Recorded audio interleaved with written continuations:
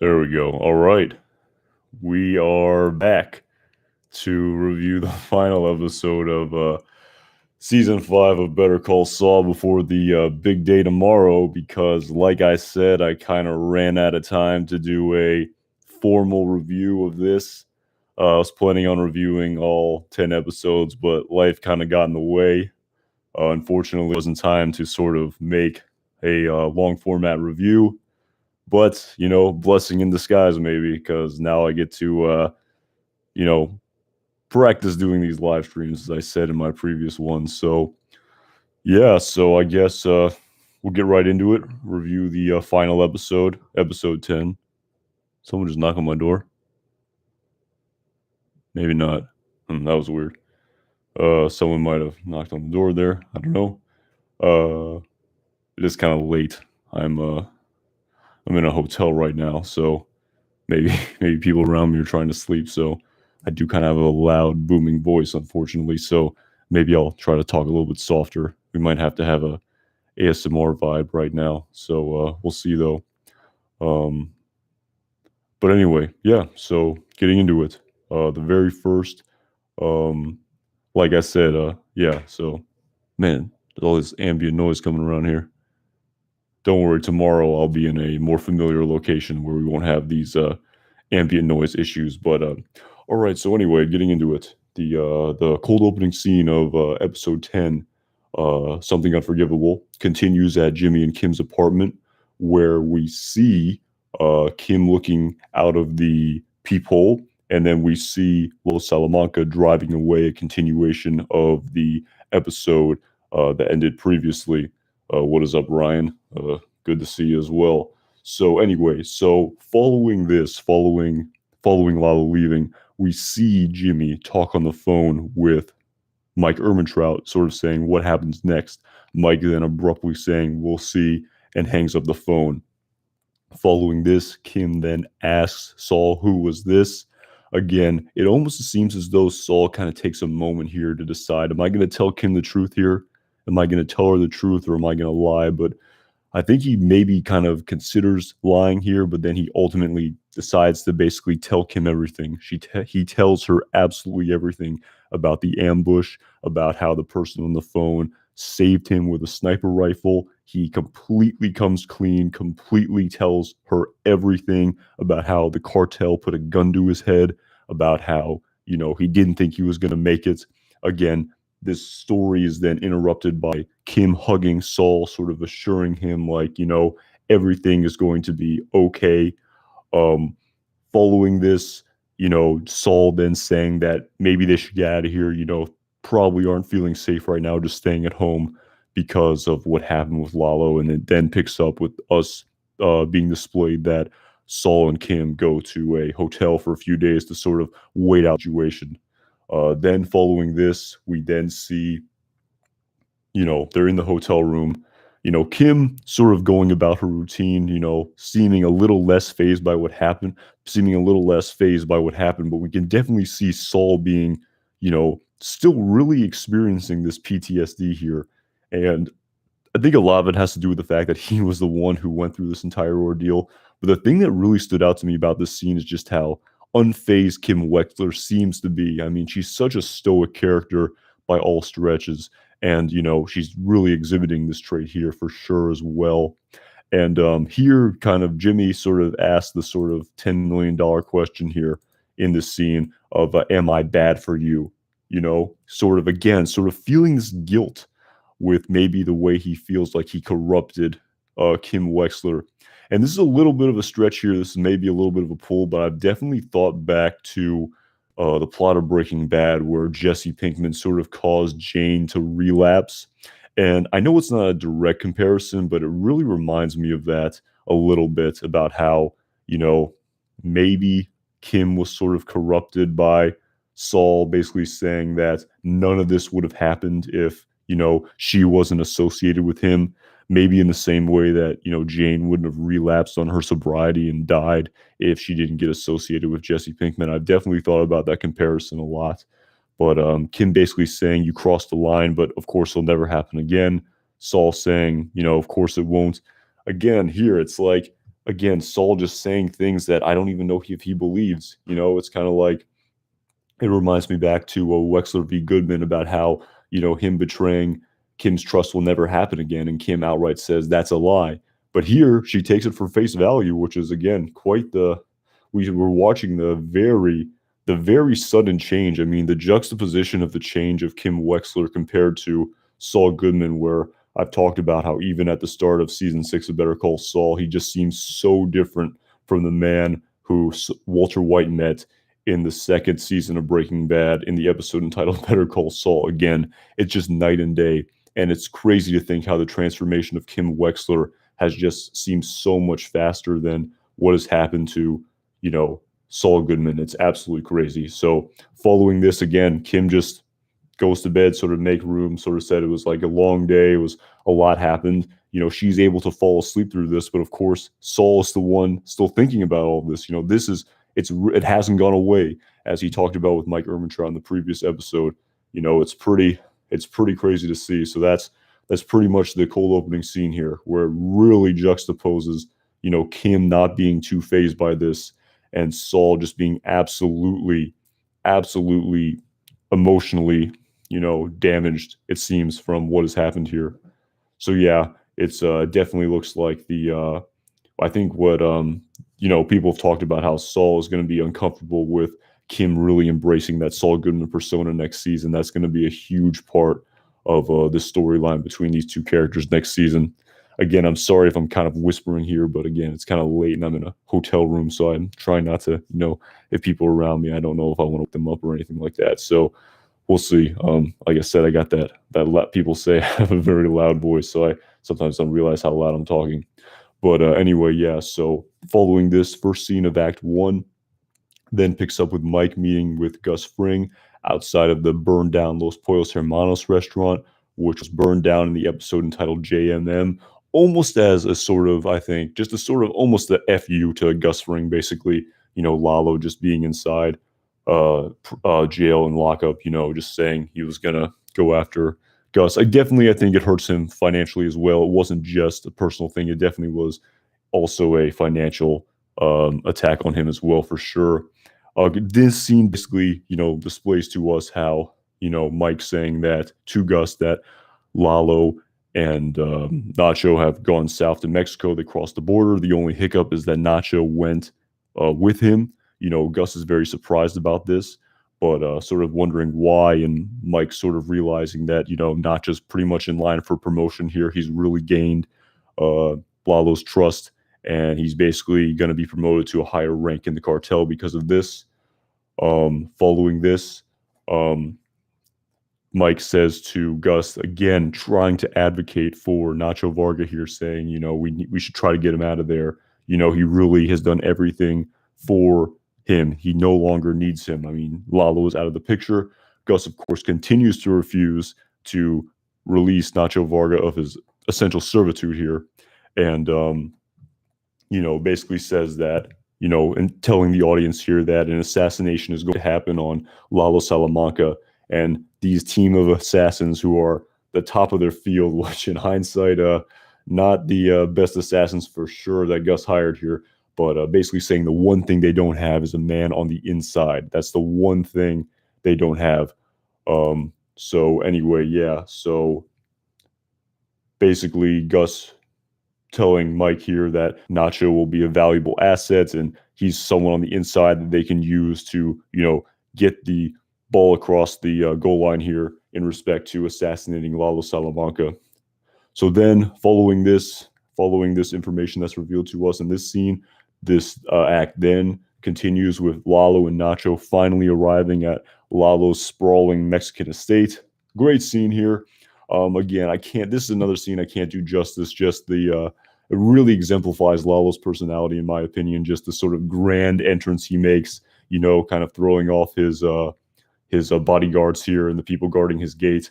Again, I can't do it justice here, but basically it's a very much of a setup of scene. It kind of is displaying to us Lalo's staff and family, sort of introducing Nacho to them.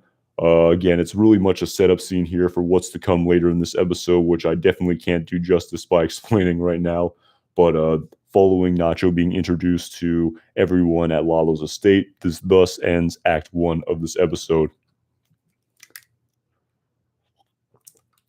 All right, so following this, Act 2 then picks up with Jimmy and Kim waking next day. Again, we see Jimmy sleeping in a little bit longer, and of course, he's when he wakes up, he's greeted with the sight of Kim Wexler, likely being up hours ago, totally dressed, trying to just getting ready for the day. Sort of, she's gonna go about her day. The premise of this scene here is Saul tries to convince Kim to not go to work, saying they should just stay here, kind of enjoy themselves. And Kim is really seeing through Saul's facade here, basically saying, you don't think it's safe. You're too scared to go out right now. That's what it is. And basically saying, what about tomorrow? What about the next day? We can't, hide in our rooms forever. We can't hide under the table in fear. So basically saying the courthouse is the safest place in the world, that I'm going to go live my life. I'm not going to cower in fear because of what happened. Again, the juxtaposition of Kim being a absolute warrior here, not cowering to, the fear of what could come in respect to Lalo Salamanca visiting them yesterday, and Saul not having any of this. So finally, when Kim leaves, Saul then, of course, calls Mike and wants an update, but gets absolutely nothing from him, of course. Definitely foreshadowing another amazing scene between these two characters, which is coming later in this episode. Sorry, again, I think someone's maybe knocking on my door here, telling me to be quiet, but whatever. Like I said, I'm in a hotel right now, so I may be disturbing people. So we'll try to get along with this. But anyway, so anyway, following Saul calling Mike, the next scene in this episode then picks up with Kim at the courthouse. We see her meeting a public defender named Grant. Again, this is a comedian. God, I forget his name off the top of my head. He's a famous comedian. I really should know this. I guess I could look it up real quick. I'm embarrassed that I forgot who this was. But anyway, irrespective of who this actor is, basically the premise of this scene is that Kim, again, with it being a comedian, like I talked about in my previous video, again, trying to cut through the dark nature of the show, having more lighthearted, comedy here as well, because Goodman's point of this, Saul Goodman's character now is a much more dark, complex character, and he's not used for as much comic relief, not as much overt. But anyway, the point of this scene here is that Kim decides to take 20 pro bono cases here, really foreshadowing the fact that, as she said in the preview teaser scene that was teased prior to season 6 of Better Call Saul, how, despite the fact she had to deal with that homeless woman she had to get out of MDC, her dealing with these pro bono cases was the best day of her, career.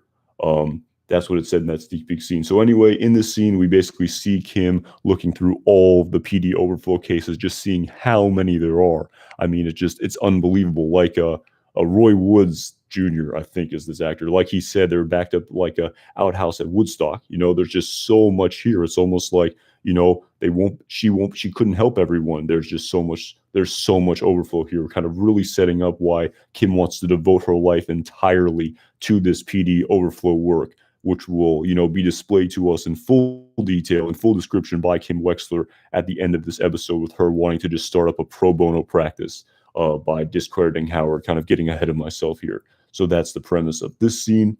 Then following this, the next scene in Act 2 of this episode then continues back at Lalo's compound. We see Nacho helping Lalo fix his car. Lalo kind of gives Nacho the lowdown of him meeting Don Eladio, sort of, telling him what to say, sort of, going through the sort of bureaucratic nature of that meeting with Don Eladio.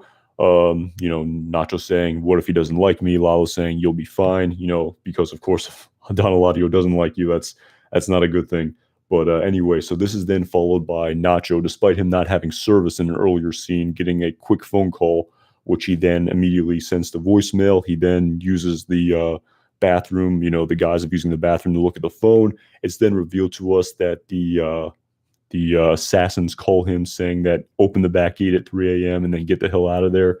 Nacho, of course, saying, there's a lot of old people here who haven't done anything to anyone. You're going to do this clean, right? This is then followed by just the phone being hung up, and then, Nacho feeling he has no service here again, sort of understanding what's going to happen here about how Gus is planning on just killing Lalo here. Damn the collateral damage, damn what happens to everyone else working there. So again, yeah, really cool, interesting piece of foreshadowing here of, the really intense scene that's going to culminate at the end of this final episode of season 5. And then following this, the very final scene in Act 2 of the final episode of season 5 of Better Call Saul then picks up back at the courthouse, where we see Kim Wexler finding herself in an elevator with none other than Howard Hamlin.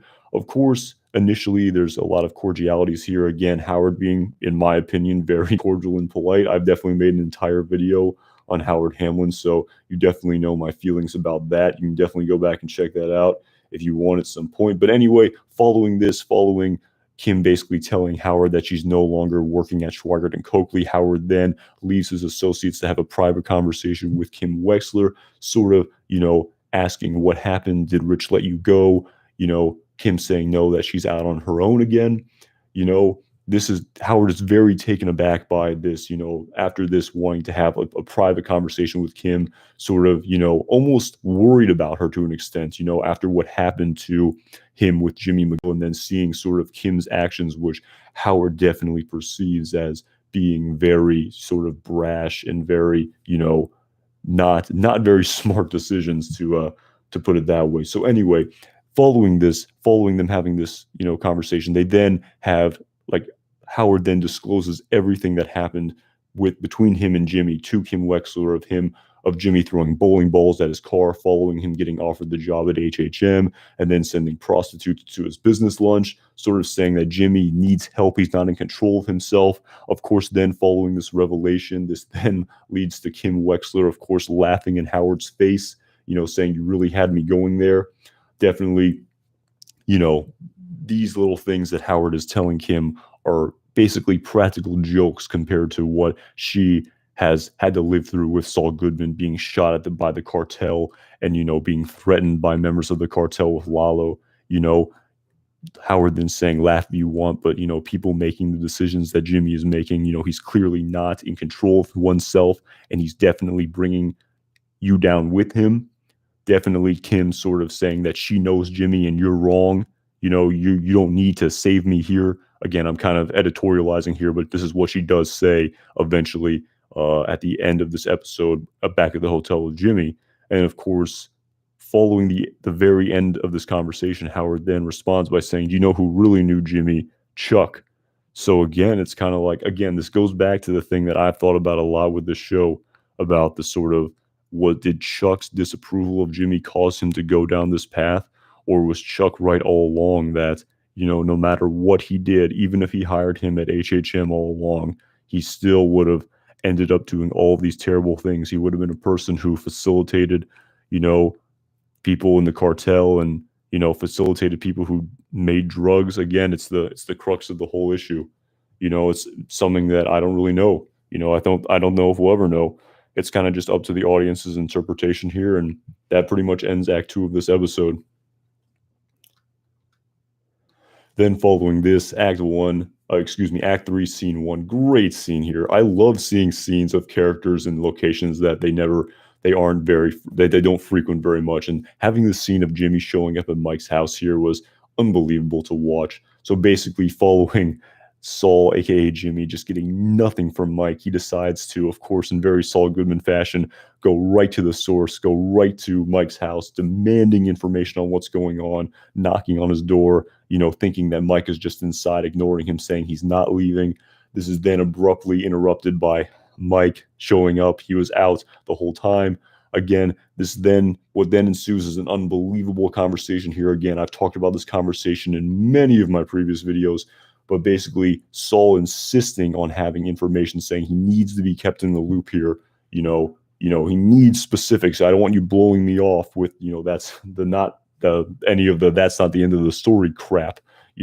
Of course, Mike refusing to give up any information until finally, Jimmy just breaks down emotionally, saying, "If anything happens to Kim, I can't do this." Again, as we can see, Mike is definitely, for being a cold-blooded killer, he definitely also has, a lot of emotional empathy for people. And when he really just sees, Saul just break down emotionally because of, his worry for Kim, I definitely think he has a lot of like emotional empathy in the same way he does for Nacho Varga in respect to his father. So anyway, this scene then culminates with, Mike assuaging Saul's fears, basically saying that Lalo's not worried about you. He has other things on his mind, and that Lalo Salamanca is going to die tonight. Of course, once realizing this, Saul then, at least the emotional sort of weight is sort of lifted off his shoulders just knowing this.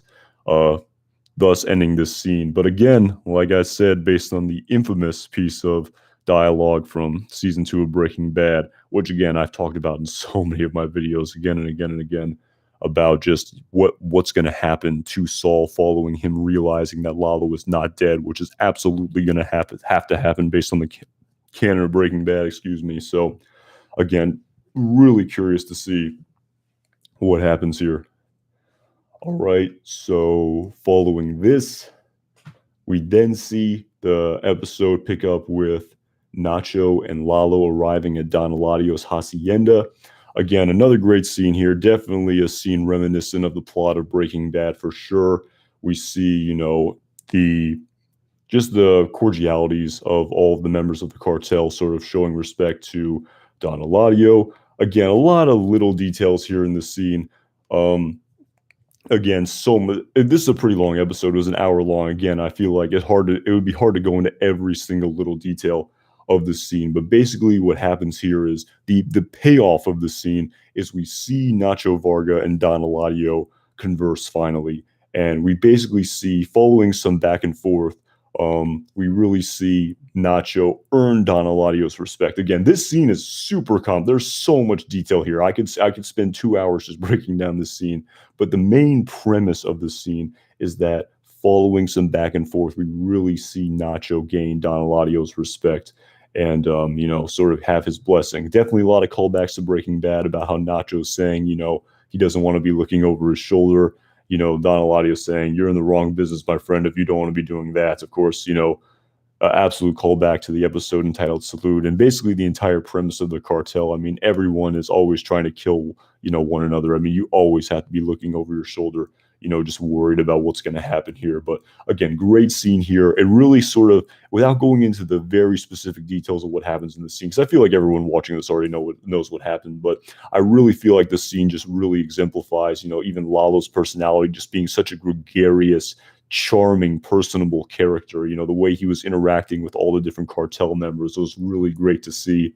And that was one of my favorite parts of the scene. And to tell you the truth, I've definitely thought about the fact about how, the Hector's 4 nephews, but it's really kind of 3 because the cousins are kind of the same person, but just the 3 nephews have just such different personalities. Tuco, just that sort of, ruthless, sort of aggressive, absolutely psychopathic character. The cousins kind of remind me more of like Anton Chigurh in No Country for Old Men, this sort of more, very calm but extremely deadly sort of character personality. And Lalo Salamanca finally is more of the Hans Landa from Inglourious Bastards of the sort of trilogy of cousins. So again, very completely different personalities of these, technically 4, but 3 different sort of types of, people. It's amazing how all 4 of Hector's nephews are so different in their personality. I think it's really cool. I definitely wasn't expecting that, when Lalo first appeared in Better Call Saul in season 4, you're thinking, who is this Lalo? What's he gonna be like? And just when he first meets Nacho Varga, and he's just smiling from ear to ear, and then just it's like, what? That's totally not what I was expecting at all. But basically, after what happened at the end of this episode, getting ahead of myself, I'm very curious to see Lalo's person, what is to come for Lalo's personality. I kind of think about that scene in Inglourious Bastards where Hans Landa jumps over the table and strangles that woman to death. Don't remember her character's name. I've only seen the movie once, but I feel like we're kind of setting up for something like that, where Lalo, he definitely killed Fred. He definitely has that sort of sadistic, nature in him, but him just being so charming and so personal, it's almost sociopathic of like a serial killer or something. It seems to me. But anyway, yeah, moving on. So then following this amazing scene at Don Eladio's hacienda, the final scene in this act then picks up back at the hotel with Jimmy and Kim. Again, this is a very long episode here, so I don't want to get bogged down just describing what happens in every scene. But anyway, in this scene, we see following, Jimmy and Kim returning following the end of their respective days. We see them going over. We see them going over together. Kim telling Jimmy what happened between her and Howard, and basically sort of saying that, he basically tried to white knight her, and she was very affronted by this and very sort of taken aback by sort of, feeling that, she needed to be saved by Howard, sort of telling, Kim everything that happened between them. So, yeah, really great scene here for sure. Let's see.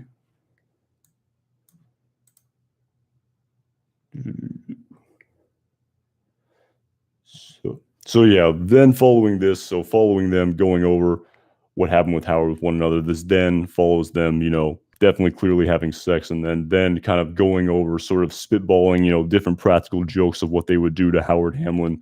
A really great scene here where it's just sort of, very basic practical jokes, going over like trying to bleach his hair or, shaving his head, stuff like that, really sort of practical jokes here. But then the conversation then quickly escalates to, them suggesting, trying to do something much more cynical to Howard Hamlin after discussing the Sandpiper Crossing settlement, about how they're due about, I believe, about $1.2 million, if my memory serves me correctly here.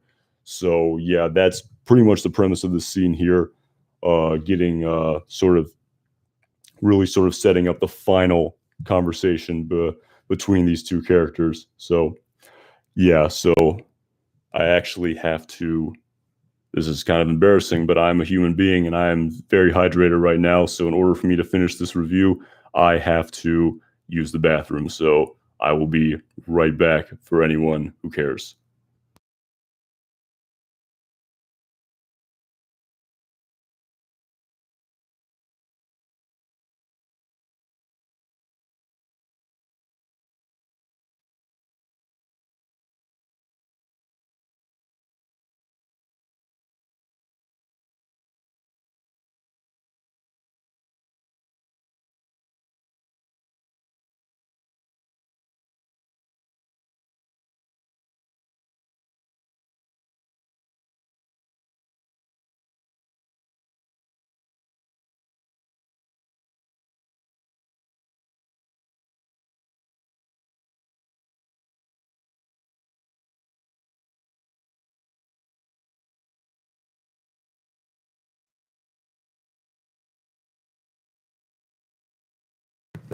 There we go. Dehydration is no joke, man. After watching Bagman, that shit's not good for you, man. Gotta stay hydrated, man. Water, it's the essence of life. Voice crack there. But anyway, so getting back into it, the final act of this episode, following them spitballing between the two of them, we then see nighttime pick up at the hacienda where Lalo is. We then see it being very close to 3 a.m. Nacho approaching the back gate. We then sort of see him being extremely nervous here, realizing that this is it finally. Once Lalo is dead, it's over. This is the final countdown for me. Once I, do this, it'll be over. He's definitely starting to, look at the time, go to the back gate that he has to open for the assassins. Of course, then following Nacho going out there to try to open the gate, he's of course then greeted by Lalo Salamanca just chilling by the fire, drinking beer. Definitely sort of interrupting the straightforwardness of what this would be, of just opening up the gate and letting the assassins in, then sort of just having to sort of play along here and pretend like everything's normal. They then sort of engage in casual conversation between one another. Again, pretty interesting scene here. I definitely remember watching this about how Lalo Salamanca claims to only sleep an hour or two a night. I'm incredibly jealous of that gene. I wish I could live that way, but I cannot function without sleep. I'm very jealous of people who can only go 3-4 hours a night, but I'm just not that person. making this all about me. I will absolutely drag. I cannot be productive at all if I don't sleep. But anyway, that's neither here nor there. So anyway, following them sort of conversing, and Lalo even saying, you did good today, I'll show you around, tomorrow. Again, it's kind of weird here. I almost feel bad for Nacho a little bit because he's sort of, he made his way up in the cartel. And if it wasn't for this sort of hit that had to happen on Lalo at the hands of Gus Fring, then, maybe Nacho would have had an all right time. But again, it's sort of the irony of the whole thing to begin with about how, he tried to kill Hector Salamanca because he didn't want Hector to use his father's business as a front in season 3 of Better Call Saul. But of course, with what happened with, unbeknownst to him, Hector's supply line getting compromised and Don Eladio insisting that the Los Pollos Hermanos trucks were going to be the only way over the border, that, if he had done nothing, if he had literally just bided his time and did nothing and didn't try to kill him, everything would have been fine for him. He would have been able to just keep going in the cartel, and he wouldn't have had to, get shot at a million times because he had to be a pawn in Gus Fring's chess game when Gus Fring discovered that he tried to kill Hector Salamanca. So anyway, getting back into this scene, then following Nacho clearly having to try to distract Lalo somehow, saying, do you have anything stronger? A guise for him to go back into the house, I guess, the hacienda, the estate, whatever this is, to go get some high-end liquor. Then Nacho, realizing that he has to make a sort of distraction here to sort of distract Lalo, he then sets a sort of grease fire in the kitchen here. Again, I'm kind of getting bogged down in the details here. But anyway, he sets the grease fire. He comes back with the liquor, then following the smoke, sort of billowing in the house, and him Lalo realizing that, he's thinking that his bodyguard Ciro is like smoking weed again or something, that he then runs back in to, extinguish the fire. This then gives Nacho Varga the opportunity to open up the back gate, and he then does that. The assassins are waiting right outside, and then he then flees the compound.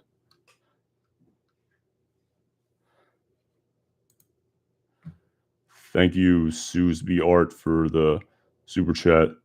Really appreciate it. Definitely looking forward to season 6 as well. Also, Thomas Cunningham. Also appreciate it, man. Right on. I really appreciate it, man. Really do. So yeah, anyway, getting back into it. Following Lalo reprimanding Ciro, his henchman, insinuating that he was smoking weed, again, then he then sees the henchman outside. He uses him as a human shield. Again, I don't want to get bogged down in just explaining everything that happened in this plot, but basically, an amazingly long scene ensues here where Lalo was basically able to incapacitate all the assassins here. Again, we knew this had to happen because the ultimate culmination of Saul Goodman's throwaway dialogue in the plot of season 2 of Breaking Bad hadn't happened yet. And of course, Lalo couldn't die here, because if he did, it would be a total contradiction in the plot of Breaking Bad. But anyway, very cool scene here for sure. I mean, it just amazingly well shot. Really enjoyed it, without getting bogged down too much in all the details here. The underground tunnel underneath the sink or the bathtub, I believe. Really great scene to watch. Again, we see Lalo escape, of course, and then following him escaping, instead of deciding to run away, he then comes back to the compound, to finish the business here and to kill all the rest of the assassins. So pretty cool scene here. The scene then cuts off.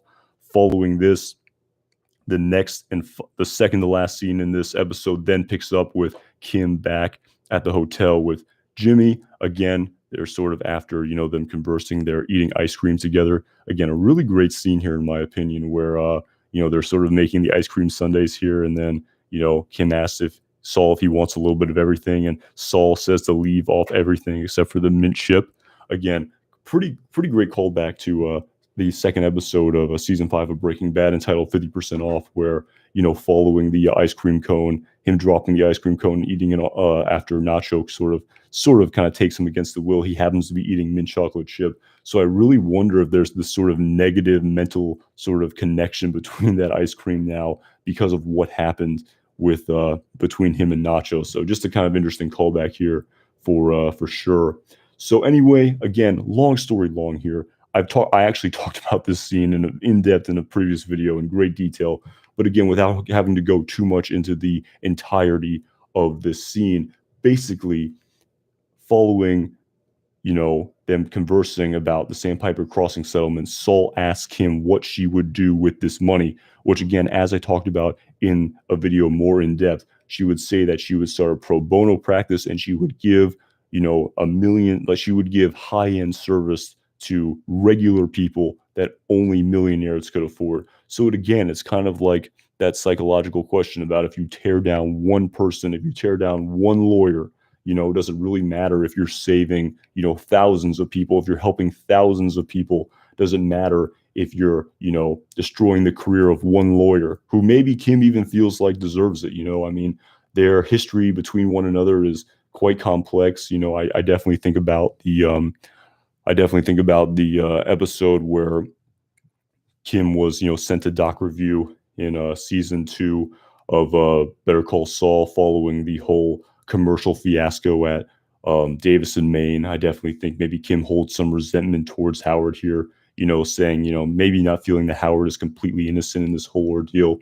So again, it's a pretty interesting scene here. And then, of course, following Kim sort of saying that she's willing to do this, Saul is basically saying we're not talking about a bar trick here, sort of a callback to, all the sort of, schemes they've pulled as Giselle and Victor, at the restaurant, with all the little sort of small time things here. We're talking about a career ending thing. Are you really sort of able to live with that? I feel like that's what Saul's saying. And of course, in an absolute callback to the final episode of season 4 of Better Call Saul, where sort of Jimmy gives Kim the double guns. We then see Kim, of course, give Jimmy the double guns, and going into the bathroom to take a shower, and then we then see following this, we see Saul's reaction to this just being absolutely taken aback by it. First, almost going from amusement and then sort of concern almost.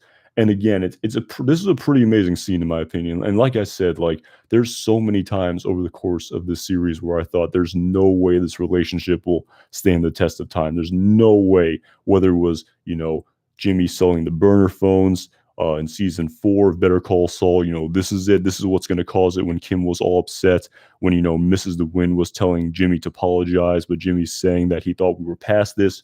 Or if it was at the end of season 4 of Better Call Saul, when Jimmy was calling the review board a bunch of suckers and Kim was really taken aback by this.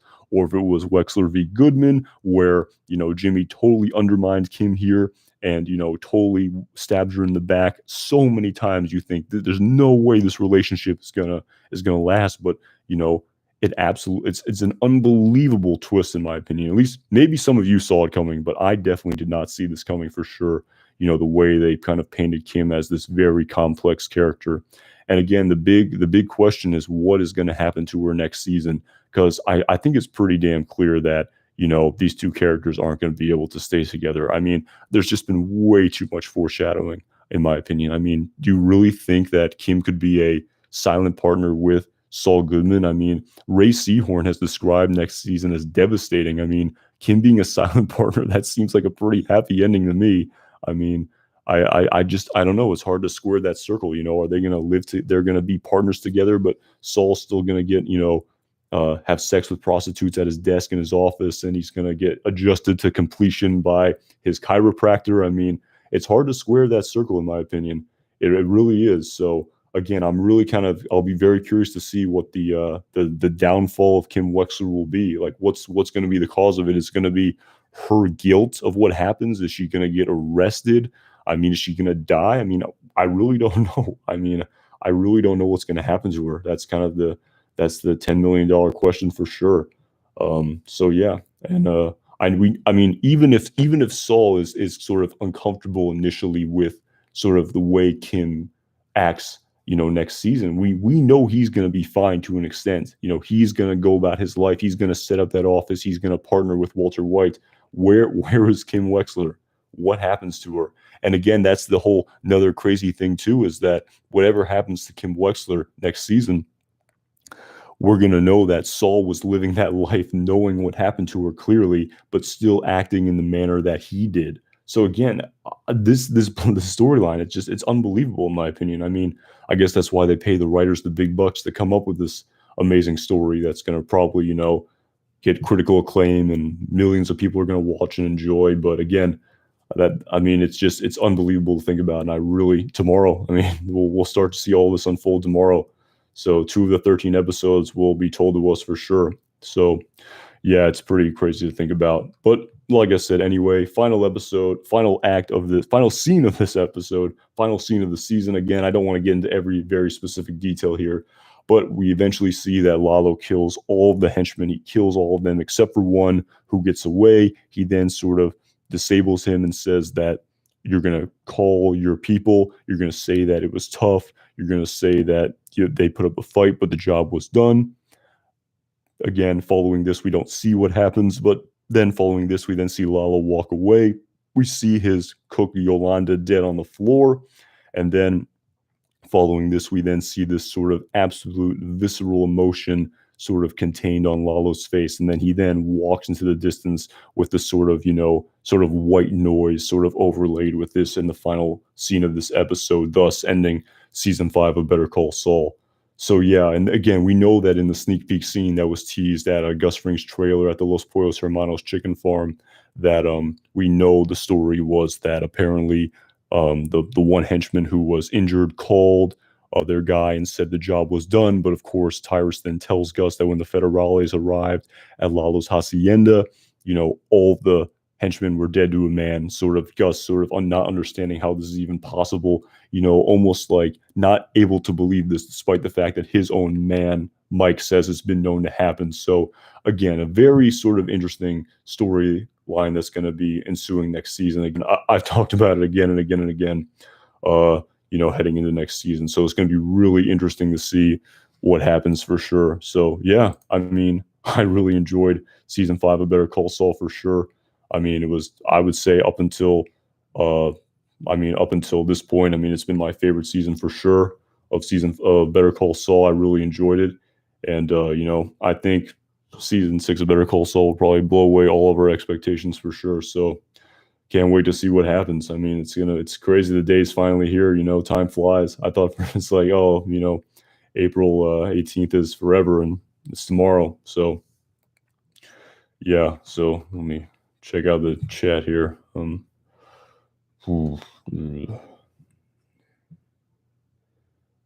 body count from the season 6 trailer. I mean, yeah, there's definitely a ton of people at a hacienda. I mean, that must have been at least 12 people for sure. So yeah, that's going to be, I mean, there's going to be a lot of death, I would imagine, next season. I mean, I don't know for sure, but yeah, I would imagine. Mike is also very different in Breaking Bad. Yeah, I'd say so. I feel like his character has definitely met up more, though, now with where he was when we first met him in the plot of Breaking Bad. I mean, definitely not as different as Saul for sure, but I find he definitely needed to go through this transformation for sure. And actually, I remember when watching season 4 of Better Call Saul, I didn't even really know what the sort of point of the whole Werner Ziegler story. It kind of seemed sort of like superfluous, a little bit of that sort. But in hindsight, it definitely needed to happen because we needed sort of Mike to sort of have this sort of emotional distress and then sort of come to this realization of, who he was and to sort of play the hand he was dealt. And we now see him as that hired gun who's just killing, for Gus Fring as the bud man, as he says. I hope we get a Lalo and twin scene. Yeah, absolutely. I've talked about that too. It's amazing. We've never seen any of the cousins interact with one another ever in the entire universe of Better Call Saul or Breaking Bad. So yeah, for sure. I'd love to see that. That'd be something. I mean, it's almost unthinkable to see Lalo talking with Marco and Leonel. They're so different. So that would be unbelievable to see. Howard doesn't deserve even a fraction of the hate he gets. Yeah, it's definitely quite the change of the story there for sure. The Lord Vader sort of becoming like really probably maybe the most ethical person on the show right now. It's kind of crazy how, Howard is sort of the one sort of like moral protagonist left on the show right now. It's pretty crazy to think. It's definitely not what I expected when you first met that character in season 1 of Better Call Saul.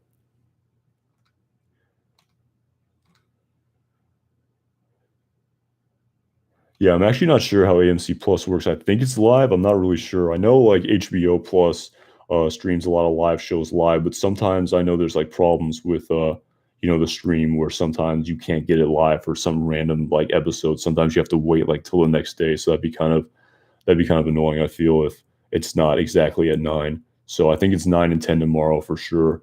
And then yeah, usually I think it will just be at 9 o'clock and be over at 10. So I'm not sure how it works on the Pacific Coast either. I remember being on the West Coast watching a couple episodes of Breaking Bad when it was airing. I don't remember if it aired at 7 or 6. I don't remember if it aired at 9 West Coast time. I'm not actually sure, but I feel like if you live on the West Coast, you should know. Um,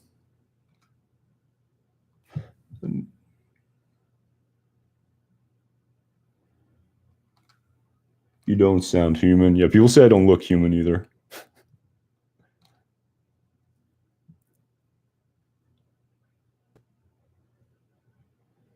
Amazing how BC.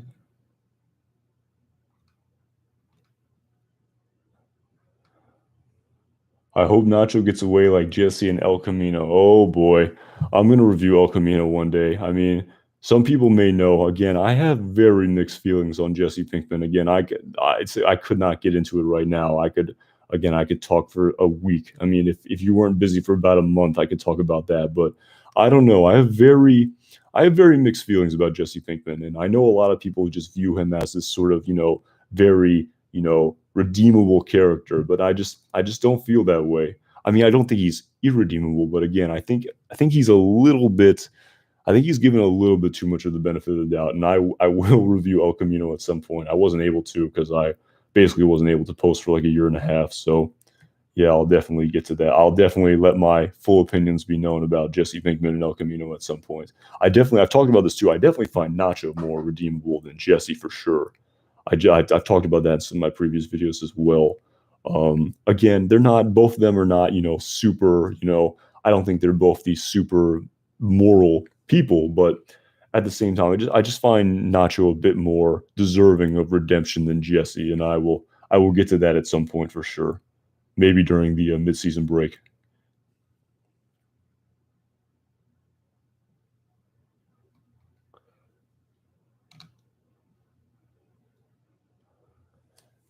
Oh yeah, with someone says they think it will include Robert Forster. I mean, I've talked about that as well. I mean, maybe they had to change the story because they don't have the actor to portray the character on screen anymore. I definitely think his character will be mentioned for sure. I think same with Lydia. Lydia wasn't able to. Laura Frazier wasn't able to reprise her role for season 6. I definitely think she could. You know, Still, she won't appear on screen, but I definitely think her name could be mentioned for sure. And who knows? Maybe they'll use archival footage of Robert Forster. I'm not sure about the ethics of that. I think you can do that. I'm not sure. I don't know the sort of rules of like the Hollywood Union or whatever. I don't know if there's rules about that and all that stuff. So yeah, definitely think he could appear though. I definitely wonder how much they had to change the story for sure. Wasn't sure about that. But we'll see. We'll see for sure. I thought he was good in El Camino. There are parts of El Camino I liked. I didn't dislike the movie, but I don't know if I agreed with the overall premise of the story. But there are definitely parts of it I liked. Yeah, for sure. I'm scared of Nacho's father's fate. Yeah, for sure. I mean, he kind of reminds me of Andrea, I guess, in many respects, in respects to proximity to the protagonist, the whatever he is, supporting protagonist of Nacho, as akin to Jesse Pinkman. So yeah, I definitely wasn't expecting Andrea to die in Breaking Bad. So who knows? I mean, Nacho's father. I mean, I think definitely. I mean, maybe it's a little bit too redundant, or maybe it's too obvious, or maybe it's parallels. Sort of Andrea, Jesse Pinkman sort of having the people around him die. But again, I'm not gonna. I'm being too pessimistic here. I mean, these writers are amazing. I mean, I'm sure it'll be great.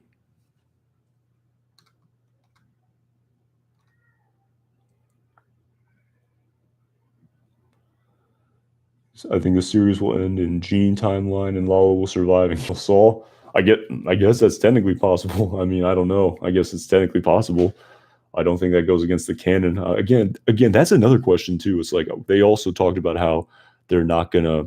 At least it was spoiler alert here. So I talked about this in a previous video, but apparently the opening scene of the first episode isn't going to start with the Gene Takovic scene. So much for continuity. I swear in high school class they taught you about like continuity and storytelling, but I didn't really pay attention in high school. So again, maybe I don't know what I'm talking about. But going back to this question, I do wonder what the very last scene will be of the series. Is it going to be Gene? Is it going to be Saul? In like in the Breaking Bad timeline, part of me thinks it has to be Gene, but it's crazy. I mean, we've only seen 5 scenes of it, and I sometimes forget how it's an entirely different storyline in and of itself. So I really don't know what's going to happen with that. It's definitely it's another $1 million question for sure. I freaking love El Camino. It was good. I mean, I don't want to be too pessimistic here, but I mean, again, it's just kind of my sort of again, I will articulate my opinions about Jesse Pink for sure in a in-depth review of El Camino. That is definitely the plan. I was not able to do it when it came out, but definitely planning on doing it. Wow, Paul Sura, thank you. I appreciate that. In the sneak, I don't know. Damn, I don't know what to say. But in the sneak peek scene, Gus said that Nacho has his respect. Yeah, I guess. I mean, respect is different than I mean, I guess you can respect someone, but I guess whether or not he's gonna have any emotional empathy for him. I guess that's a little bit different. So yeah, that's definitely an interesting aspect of the plot next season for sure. Yeah, I've talked about that as well. Just about again, like Gus and his sort of myopic focus on this, you know, on this revenge against the cartel for what they did to Max, just absolutely consuming him. And I've definitely like thought back of I've been watching like Breaking Bad again a little bit, and it's amazing to think just how like how how human emotions just sort of like screw over all these characters so much. I mean, it's just unbelievable. It's like it's really true what Don Eladio said about how you can't allow emotions into this. I mean, as much as Gus hated the cartel for what they did to Max, it ultimately led to his death.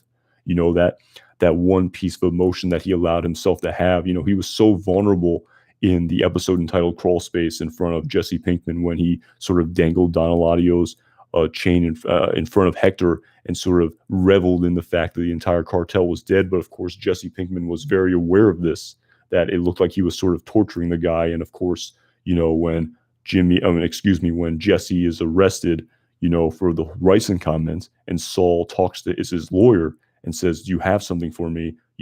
Jesse then relays this information to Saul, which then, of course, leads to Walt realizing that Hector and Gus are enemies, and this is the sort of key, to realizing this is the one vulnerability that I can exploit for Gus Fring. So it's amazing how he just emotions, man, human emotions. It's crazy. They are they are very deadly. It's amazing what human beings will do when they are emotionally, driven to act in a certain way. So it's pretty crazy. Even the probably the most intelligent character on the show, Gus Fring, that was the ultimate cause of his downfall. So that's true. Gus did also respect Werner Ziegler a lot, and it did not shoot him. It did not stop him from telling Mike to shoot him in the head when he got out of line. That's a really good point, Chris. So yeah, for sure, absolutely,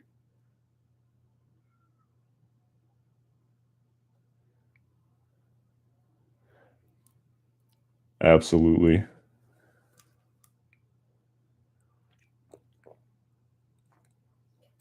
I mean, Werner too. I mean, I think back to that about how he missed his wife so much, and if he could literally just wait a few more months, he could have basically spent the next couple decades with her. But this sort of just emotional desire that I need to do it right now, I need to see her right now, it leads to him being shot in the head. So again, it's crazy.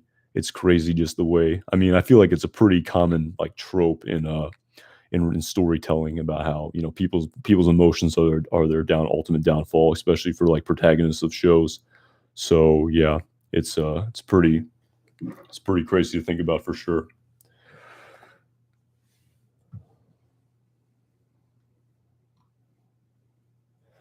Werner reminded me of Walt.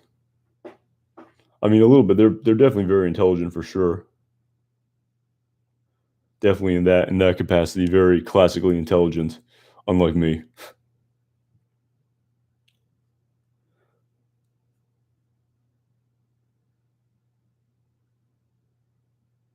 That's actually an interesting point, Paul.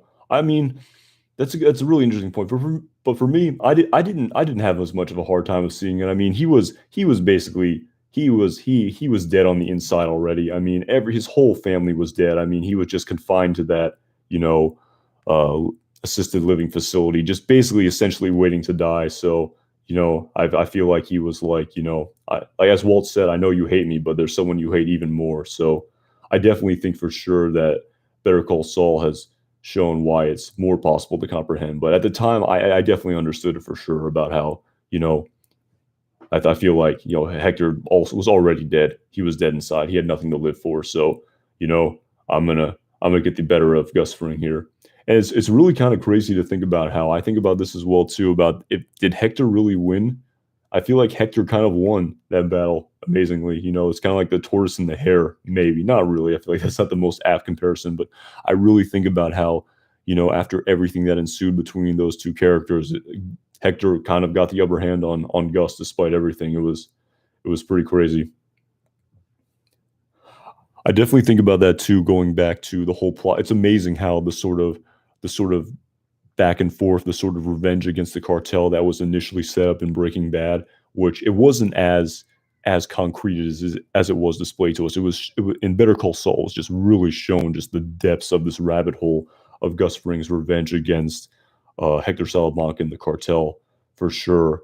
But yeah, it's pretty. Like I was thinking back to Breaking Bad about how it's pretty crazy that in hindsight, with the benefit of hindsight of watching Better Call Saul, about how basically Gus Fring's entire life in the series is just concocting this revenge against the cartel.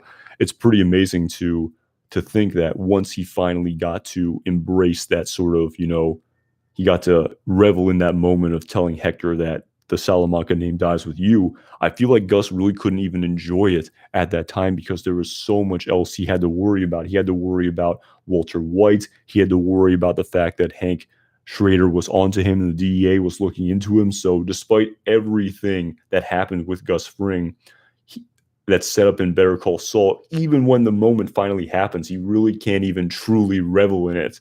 It's really not. I feel like it really wasn't what he had hoped it would be, because there was just so much else going on in his life. He had to worry about Walt killing him and Hank catching him. So it's pretty crazy to think about, in my opinion, how he really like it's unbelievable now that the whole premise of his story in Better Call Saul, he almost doesn't win to kind of think about it. He can't enjoy it and he doesn't win. It's kind of crazy. It's he's an interesting character because he's so intelligent and he's so on top of everything, but at the same, I don't know, it's weird. I feel like maybe Better Call Saul is sort of undermining him as a character a little bit. I mean, we'll see. I mean, we have to see the entire sixth season of Better Call Saul, but I've talked about this. If Lalo survives and Gus doesn't know it, I definitely think it undermines Gus Fring as a character, at least as being this unbelievably intelligent person who's just, almost has this sort of sixth sense about sort of just anticipation and sort of just having this feeling about things and just understanding. So I'll be really curious to see what happens next season for sure.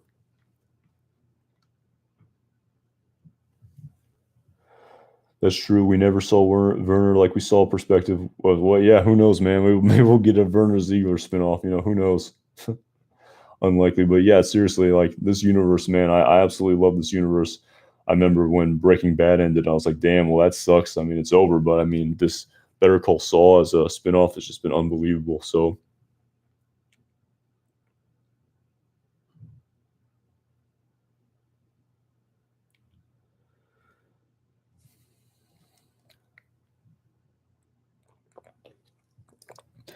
oh yeah, I was actually kind of thinking about that too. Speaking of Gus, I was thinking about that Gus Fring spinoff as well that people were talking about. And to tell you the truth, I wouldn't mind seeing it, but if they do it, I definitely want Giancarlo Esposito to play himself, and I definitely want them to use that anti-aging technology that they use in The Irishman. I really think that would have just unbelievable potential there. I mean, maybe it's a bridge too far. I think Vince Gilligan was asked maybe somewhere, maybe some forum about like another spinoff, and he basically kind of said like, at what point does the universe kind of collapse in on itself like an inverted ziggurat? I think that's what he said. But you know, I feel like at what point is it just sort of too much here? But But I feel like that could work, maybe. I don't know. I feel like isn't Giancarlo Esposito doing another series for AMC anyway? So, but at the same time, I remember Vince Gilligan saying that he's in no hurry to do another spinoff because I definitely think it's a lot of work because I mean, just look at the story that's been crafted. I mean, just look at Better Call Saul, just all of the nuance, all of the layers, the depth and complexity. I mean, if they do another spinoff, they're going to want to sort of have it probably match or exceed even this. So I can definitely understand why Vince Gilligan is in no hurry, he claims, to do another one, because I feel like it's definitely a lot of work for sure to really craft this sort of amazingly complex story. And it's crazy to think about how I think one of the initial iterations of this was of Better Call Saul was going to be like a half-hour comedy or something. I mean, crazy, crazy just to think about compared to what it ended up becoming. I don't even think I even expected it to be this. Like I don't even really think I knew what to expect when I first saw like the very first episode. But for it to turn into this, just unbelievable in my opinion. If Kim dies, people are going to be pissed. I will be sure. That actually reminds me of something else. I remember in I think they sort of do those like inside episode so after every episode of Better Call Saul. They definitely did that after Breaking Bad as well. And I remember after the very final episode, Vince Gilligan talked about the fact that Lydia was poisoned with ricin and how she was the one sort of member of the Jack Welker circle who wasn't shot to death or strangled to death like Todd Alquist. And I think he sort of jokingly said, "Is that sexist? Maybe the fact that he didn't want to have like Lydia die in this sort of overtly aggressive manner."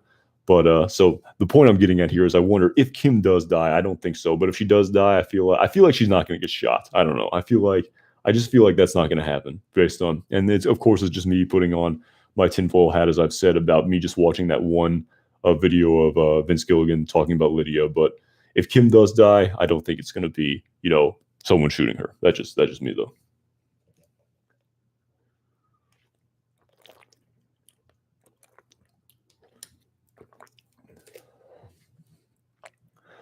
All right, so I think that pretty much wraps it up here. I mean, I've been at this for an hour, and I feel like it's already Monday, so I feel like it's already the day for season 6 of Better Call Saul. So I think I'm gonna wrap it up. I really appreciate everyone tuning in. This was great. I really enjoyed it. Really thank you for the super chats. I mean, definitely wasn't expecting that. I mean, I don't even know what to say. It's pretty awesome. So yeah, so I'll be live tomorrow after both episodes. I'll go live after the second episode ends. I guess that'll be right around 11. So yeah, I really appreciate it. All right, so that's it. See you tomorrow. It's gonna be great.